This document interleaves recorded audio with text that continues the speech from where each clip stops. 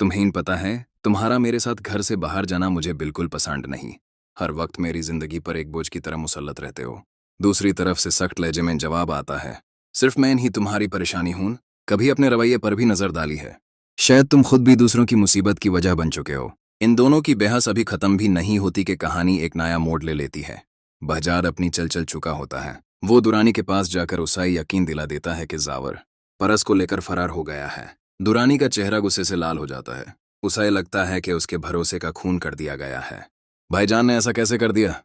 मैंने उन पर इतना भरोसा किया था, लेकिन असल सच कुछ और ही होता है। यह सब बहजाद की सोची समझी सजिश होती है। उसका मकसद सिर्फ इतना होता है कि घर के अफराद एक दूसरे के दुश्मन बन जाएं। घर में हर तरफ इल्जामत का सिलसिला शुरू हो जाता है। क्या जरूरत थी भाईजान पर इल्जाम लगाने की? जवाब मिलता है, जब किसी घर को तबाह करना हो तो सबसे पहले उसके भरोसे को तोड़ना पड़ता है। दुरानी का गुस्सा हर गुजारते लम्हे के साथ बढ़ता चला जाता है।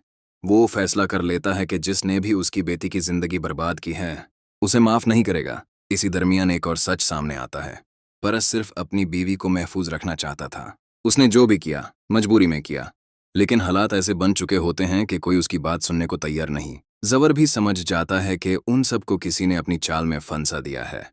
वो बहजाद का सच सबके सामने लाने की कोशिश करता है, मगर हर बार कोई नई रुकावट उसके रास्ते में आ खड़ी होती है। उधर बहजाद दिल ही दिल में मुस्कुराता है। उसे लगता है कि उसका प्लान कामयाब हो चुका है और अब कोई भी उस तक नहीं पहुंच सकता।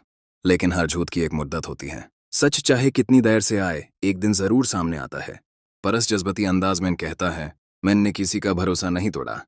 मैं सिर्फ अपनी बीवी की हिफाजत कर रहा था।